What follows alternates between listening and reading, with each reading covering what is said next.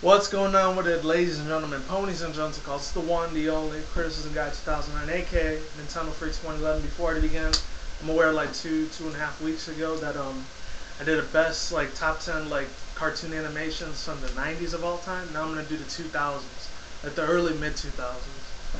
So yeah, without further ado, let's begin this list. I do got a couple honorable mentions, but I might have to do a part 2 in this video for that. So yeah, let's get it started. So number 10. No pun intended, but coming in number 10 is Ben 10. Let me tell you about this shit. A couple of these cartoons came out when I was a teenager still, at that time, which was like 5-6 years ago.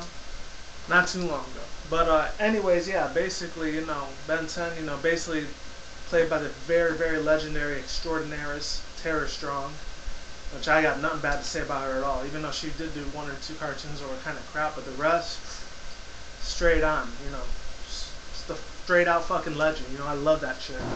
So basically it's about this kid named Ben Tennyson. He gets this watch that gives him all these 10 different power-ups of like different like monsters, aliens, demons, whatever, what have you, you know. Basically what it comes down to, he could be turned into a like fish. I think that his name was Lockjaw. That one was like the Ghost. This one was Heat Blast. That one I forgot, I think his name was Forearms. They don't show all of them. There's one that's a diamond, but he's not on there. This one's a wild mud, you know. This one's basically a badass fucking cartoon for kids, and this is kind of around the time when Teen Titans was still blowing up, like the last 2 years that they were running into after 2003, 4, and 5. Because 2006 and 7 were the last time they ever showed it on TV, and that was it. They didn't show it on there no more unless you watch Boomerang, and they'll still show it on there occasionally, every now and then. And then he has his little annoying little cousin named Gwen Tennyson. She's kind of a bitch, but at the same time she helps him because she learns all these spells and magical mystery kind of things or whatever. And then like her their grandpa or whatever, I think their name is Grandpa or their uncle, I don't know. It's Uncle Max, Grandpa Max. Like he used to be in this old like plumbing industry business. It wasn't really about plumbers though, about fixing toilets or like sinks. It was actually about like fighting aliens and shit. Where he fights this one guy, I think his name was Vilgax back in the days, and like he finally comes up to him again. And then they made like 2 other ones, like Ben 10 Universe and all those other ones. Those were kind of crap. I didn't like those that much. I gave like 1 episode chance and I just turned it off after the first 5 minutes. It was just shit to me. I'm sorry. It's everything after 2006, maybe 07, kind of turned into shit unless it was either regular show, MLP, maybe Littlest Pet Shop, and then like Teenage Mutant Ninja Turtles and Korra. Those are okay. I'll give those a chance. But everything else, it's kind of shit. I'm sorry. But other than that, yeah, let's keep it moving. So coming in at number 9, a lot of you might not agree with me on this one, but basically, I really had to get this shit up. My thoughts and views and opinions on this was the grim fucking adventures of Billy and Mandy. Jesus fucking Christ, this shit was super fucking boss, literally. Let me tell you, there's like no other cartoon I can think of that fits the description as good as this. And they had like a couple other like guest appearances like Yogi Bear, Dexter, Scooby-Doo. Even that other one, that General Scar thing that was from the other brain or whatever. That kind of took over from this dumbass bear or whatever. And basically it's about these 2 kids named Billy and Mandy. They win Grim, which is supposed to be the Grim Reaper of Death. Like they win all of his magical powers and everything. They get to use him as the advantage and everything. And you can see this is his cousin in the back right here, and there's their dumbass like friend Irwin. And I remember that's the dad or whatever. It's a crazy ass father. Like he likes to do his own little things and stuff. This time Rambo, like carbon copy kind of dude that like he takes over the scene and he's just straight out boss with it, you know. And then there's this one girl, you probably can't see her in the back. I'm going to go to the other picture so you can see her. Her name was Ares. I thought she was cool as fuck. She was actually a sexy ass piece of shit. I actually had a huge ass crush on her back in the days. Even though she was one of the bad guys, I didn't care. She was fucking awesome as hell. She had her little like golden apple of chaos, and she always wanted to cause destruction and everything. She's kind of like the female version of Discord for My Little Pony a little bit, in a way. And yeah, basically then there's this guy right here. I forgot his name, but I haven't seen it in like 10 years, so you gotta give me a break on that. So yeah, basically that is it for Grim Adventures of Billy and Mandy. Now let's get on to number 8. Number 8 is Ed, Edd n Eddy. Let me tell you about this show. This definitely had a lot of good ass times to do with my childhood at the time. It's like a couple of years before I left New York to come to Vegas, you know. Had a special place in my heart. It's about these 3 kids named Ed, Edd n Eddy. I guess Ed is the one that's like the dumbass one. Ed, Double D. This one's the one that's super intelligent. He's kind of like Dexter's Laboratory in a different reincarnation. A little bit more smarter than him, though. And they always call him the sockhead because he always has this brain thing that's like under his head that nobody knows what it looks like, but I think they're the only two that know what it looks like. And then Eddie, he's the one that's always a scam artist. He's always trying to get money all the time. It's kind of like a Moreno black dude a little bit. Let's see, what else? I'm trying to show you the other one. This is right here. This is a lot more of a better picture. He's always trying to get women all the time. He always talks about his big brother, how he used to get bitches 24/7. He didn't even say that, but you get the idea. You get the gist of what I'm saying. Basically, you know, they're always trying to do their little scam artists so they can get jawbreakers, 25 cents, 25 cents. You know, basically, that's all they really talk about most of the time. Sometimes, most of the time, their plans usually backfire because they got a whole bunch of other characters like Sarah, Jimmy, Naz. That's the one they had the main crush on. And then this one foreign dude named Rolf, and a real crazy or psychopath dude. He always talks to himself. His name's Johnny and Plank. He always talks to this big giant wood or whatever. It's like, what do you say, Plank? What's that, Plank? Any of you guys don't remember that? Definitely check that shit out. I thought it was funny as hell. Other than that, you know, one last thing I want to say, the voice acting in this freaking cartoon was very awesome. And I know there's like a creepypasta version to this, so like how the kids became, like they can never get out of the cul-de-sac because they're eternally like living in hell for some reason. I don't know. You gotta go on YouTube on yourself and check it out. That's number 8. Coming number 7, you guys are definitely gonna thank me for this. I was gonna put this for number 7. I know it's a live action show, but you know what? Fuck it. It was still part of the early 2000s. I'm going to put it on there. It's my channel. I can do whatever the hell I want. The Amanda Show. My God, this was one of the best freaking spin-offs of all that, Drake and Josh, which I'm going to get to in a minute. But literally, it's about this girl named Amanda Bynes. You know, she's basically hosting her own show. She comes out with a few antics. Basically, I'm trying to find a remote for this. There's a couple other like little pictures of her in there too. No, she was just a freaking boss, you know, like, she was actually sexy as fuck back in the days, too. One of the very first crush I had on a white girl, literally. Other than that, you know, she has these crazy little antics. She would do, like, there's one part who says, I'm going to hit you in the head with a banjo boat. And then they're, like, white trash kind of dudes or whatever. And she was like, what? What's going on? And there's even this little clay animation that they used to have, like, she used to get into these wild adventures. She used to go to travel time and space. The best thing I liked about this, like, show is that they had this Spyro the Dragon thing on there. It's like, if any of you guys don't remember that, check that shit out. I want to shout out to Crystal Fissures. He's actually on my Nintendofreak2011 channel, so if you check him out, he has a lot of Let's Plays on Spyro the Dragon and Crash Bandicoot. He even has his own little website called slidespin.tv. I'll put the link down in the description box below if you want to check that out. I'm going to put the whole list of all the TV shows I'm going to be talking about. And my honorable mentions, if I do get to that, because I'm going to have to do a part 2 in this video if I run out of time. So yeah, one other thing I want to say about Amanda Bynes, you know, she was very creative, very witty. I liked all the characteristics and personality she had in that show. Like, there's this one segment called The Girls Room. She used to be like a preppy little cheerleader. There was another one that was like Judge Judy. I thought that was the funniest ass one ever. She had an East Coast, New Jersey ass. She's like, yeah, sit your ass down right now, you know? I ain't take a shit for nobody, you know? She had that East Coast thick ass accent, or Boston, whatever you want to call it, what have you. But yeah, other than that, that's the Amanda Show for you. And speaking of that, coming in number 6, I can get it, Drake and Josh. Let me tell you about this show real quick before I keep changing the, I'm gonna call it, the pictures and everything. So basically, Drake and Josh, you know, what can I say? It's about Drake Bell and Josh, whatever his name is. I know last year he was in that movie, Red Dawn, so he's starting to come back into the movie industry and even TV industry now. He went from a big fat dude to a small ass skinny little dude. He probably banged a lot of bitches after that. I guarantee you that shit. And as far as Drake Bell goes, I know last year he did that thing in December, the Fairly Odd Parents, like little live action special. It was kind of crap. I didn't really like it that much. The older Fairly Odd Parents was a lot better, but I already talked about that in my top 10 90s cartoons of all time, so you can check that out over there. So basically what it's about is about these two brothers named Drake Bell and Josh. I forgot his last name. Not Josh, no, someone else. And they get, like the Amanda Show, they get into their crazy little antics. It's about their little high school drama life and everything. And basically what it comes down to is the only thing that annoys the living shit out of them is their sister. And I can relate to that because about 4 or 5 years ago when I was still with my folks, I used to get that shit a lot for my sis. And it's not fucking good time. This is way before I started Criticism Guide 2009 too. Another 2 things I want to say about this show is that I liked all the little funny things that he did. He actually had a real like talent for playing the guitar and shit. Just funny as hell. I think he went on when there's one YouTuber guy that's really fucking famous. Wasn't Ray William Johnson, it was this other dude, Shane Dawson or something. I think he played a little guitar cartoon thing for him like a year or two ago. I thought it was decent. I'm not really crazy about those billion subscriber people YouTube because they really don't give a shit about any of us, really. They're only in it for money, let's be honest. Like that bitch I just seen and that sexy Phil. I really don't give a fuck about none of those people. Other than that, you know, I thought it was really awesome. You know, Drake was a really cool ass dude. You know how to play the guitar. He get all the ladies. You know, he's always trying to use his little swag shit every now and then. And then Josh, you know, basically, you know, he was always the nerdy kid. He didn't get no girls, and you know, he didn't have any game. And basically, he was trying to get girls all the time. He was kind of a geek nerd scientist kind of dude. You know, he would always win a constellation prize.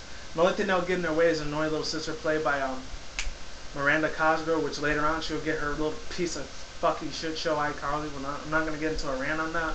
Maybe another time on my Nintendofreak2011 channel. Yeah, that's basically it. Drake and Josh in a nutshell. And I really like the introduction music to this too. This is freaking awesome. Coming to number 5, you guys probably already saw it. It is Lloyd and fucking Space. And let me tell you about this show. This show was awesome as fuck, literally. I can't tell you how many damn times I used to love this show. Seriously. Basically, it's about this little alien boy named Lloyd. He lives in this space station or whatever. And, you know, he's just trying to get through, once again, like middle school life. And that's funny, at that time when they were showing that, I was still in middle school.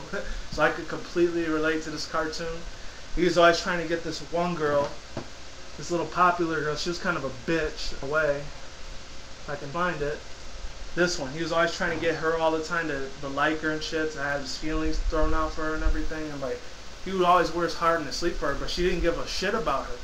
That sucks, because, you know, she had that upper little preppy piece of shit girl personality kind of thing, little suburb white bitch kind of shit, you know, which used to tick the shit off of me, literally. Used to annoy the living hell out of my ass when I used to see that shit in high school. I didn't see that much in middle school because I went to a really ghetto-ass middle school. In high school was like a whole other level. I'm going to get to that maybe in another future video one day. If I get 100 subscribers, I'll probably get into it. But yeah, basically it's about him trying to get this girl all the time, and then he's going out with his friends most of the time, you know, hang out, bullshit, and shoot the breeze, if you will. You get a bad other picture. Basically, you know, and then his mom is the captain of the whole ship. She's in charge of anything that has damage to do with the ship that'll go down. You know, she's the one that's responsible for it. And then the only one that's a human in this one is this dude right here. I think his dad is like the ex-commander or whatever of the ship, which I thought was cool as fuck. By the way, you know, they're the only humans on there and everyone else is an alien. And then this is their little bastard fucking teacher. She was kind of a bitch. I can relate to that because back in high school I used to have a lot of fucking bitchy teachers. I just wanted to smack the living shit out of them, but if I did that I'd get RPC'd and shit. Fucking system, I hate it, you know? That's why I do alternative media videos when I talk about real life shit, not bullshit CNN or fucking Fox News, but I'm not going to jump into that top. I'm talking about the top 10 right now. Yeah, and I like this little brainiac friend in Crunk. I think he was the same dude that did Patrick Starr's voice, the one from SpongeBob SquarePants. Don't get me wrong. Don't quote me on that if I'm not right, but you're going to have to Google, Wikipedia, or Bing it or something, or Yahoo it. Use whatever search engine you can to see this guy's voice because he is an awesome-ass dude in there. He still kind of plays a little bit of a dumbass, but he's still a nice dude. You know, at the end of the day, he's still there for his friends, you know. He's basically a cool-ass guy. And his little sister, Francine, she had these little psychic powers that would mess with Lloyd all the time. And then, like, he gets this invention from his little brainiac friend, and, like, he's not like, tormented through her psychic powers anymore. It's like, I can't read your mind, damn it. What the hell? You know, she was kind of a little bitch, too. Don't get me wrong. There's a lot of little bitchy characters on there, but it's on number 4 on the list for a reason. So coming in at number 3, I know a lot of you guys probably love this old school cartoon. Actually, no, it's not old school, it's like middle school. It's about the Teen Titans. It's not the Teen Titan Go one. I already did a review on that. I got like 60 views on my Nintendofreak2011 channel if you want to check that out. But basically, it's about Robin, Starfire, Raven, played by the very amazing Terry Strong, and then Julia Lynch or something like that, and then Cyborg and Beast Boy, of course. Let me show you these other pictures. They're freaking awesome as hell. And basically it's about them, you know, hanging out sometimes. They just stop criminals like Slade. They stop a whole bunch of other people like Plasmus, Slender Black, you know, the Red X. That's the one that Robin portrays as. And he becomes his own evil villain. Sorry I mentioned my nose a lot. I don't know what's in the fucking air. Yeah, basically, it's about them trying to live an everyday average teenager life, but then they have to protect Jump City, the same place where Superman's from, like Metropolis City. The only difference is that, It's not like Gotham City where Robin was from. And then there's a little bit of a backstory between Robin and Starfire. You're gonna have to watch the episodes for yourself. So I really don't want to go for 2 hours for explaining the show. And yeah, Beast Boy, he could transform into any animal in the world that you could possibly think of. He can even transform into alien animals. That's how big his power is. Cyborg is the first African American superhero besides the Green Lantern and Static Shock to actually be a superhero, which is cool. I thought it was awesome as fuck. All we need is a Latino one now and we'll be good. And he has this like sonic boom cannon or whatever. I remember in the first episode of Teen Titans, like, I got the sonic, if you got the boom. He's like, yeah, let's do it. And the first time they fail, but at the end of the episode, they succeed in kicking Cinderblock's ass. I think it might have been Plasmas. Yeah, basically in a Raven, she's got all these demon, like, hellish powers or whatever, played by Tara Strong. She's an awesome chick, definitely cool. I actually love Starfire a lot more. She's basically an alien from this Tamaran-like planet. And she has all these starbolt powers. She does laser vision. She does the power of speed, power of strength, all mixed into one beautiful, hot, sexy alien. And last but not least, I really don't have to get too much into demonstration with Robin. He's obviously like Batman's old like assistant partner. And basically, he's just the boss. You know, he has all these martial arts skills. He uses the Batwing. He uses his own little like motorcycle in this show. And then he uses a lot of these Destructo Disc things I usually uses. And he has this like karate martial arts staff stick like Goku did in Dragon Ball way back in the days before GT and Z came out. And yeah, that's basically it. So that's number 1 on this. Number 2, I'm probably going to get a lot of shit for this, but I really don't give a fuck at the end of the day. Naruto. Oh my god, there's so many fucking things I loved about this show. Like, it was my first year when I was in high school, this shit came out. You know, I thought it was an awesome, badass TV show, by the way. And let me show some other stuff right here. And yeah, basically it's about this and that, you know. What can I say? Hold on. I had a little bit of a phone call there, sorry about that. Basically it's about this kid named Naruto, and there's this Naruto Shippuden, by the way, if you're wondering what it is. Basically it's all about him having the 5-star, not the 5-star, but I'm thinking about Dragon Ball. It's basically about him, he's kind of an outcast of his own League village. And he has all these other powers like the Rasengan. He's got like the Shadow Clone Jutsu. He masters that stuff. And then after that, what happens is he finally becomes a ninja with Sakura and Sasuke. Which later on Sasuke becomes evil and shit. And the Shippuden seriously starts working for Orochimaru. That's for a whole other thing for Shippuden. Which I thought was badass because, you know, Sasuke was actually a lot more cooler when he's like his brother Itachi. He even surpasses his freaking power as a freaking ninja. Another cool ass thing about him, he can like do the double Rasengan, which was awesome as hell. He could summon his own toad like Master Jiraiya used to teach him and everything. And he always had the biggest crush on Sakura, but he ends up marrying Hinata later on. I've seen a lot in the fanfics, so definitely check that shit out. That's all about Naruto right there. And then number 1, before I get interrupted by call again. Let me see. If I can find it, please forgive me. It takes a little while. Vaders Own. Number 1, the reason why this is number 1 on the list, they kind of like pushed the limit to animation on this thing. The same dude that did the Psychonauts voice on this guy's voice, I thought it was awesome as hell. The animation was creative. Some of the voice acting was kind of crap, but the rest of the story plot was awesome. It's kind of like psychopathic, like out of the ordinary for cartoons. It's kind of like Rocko's Modern Life meets Ren and Snoopy if they had a baby.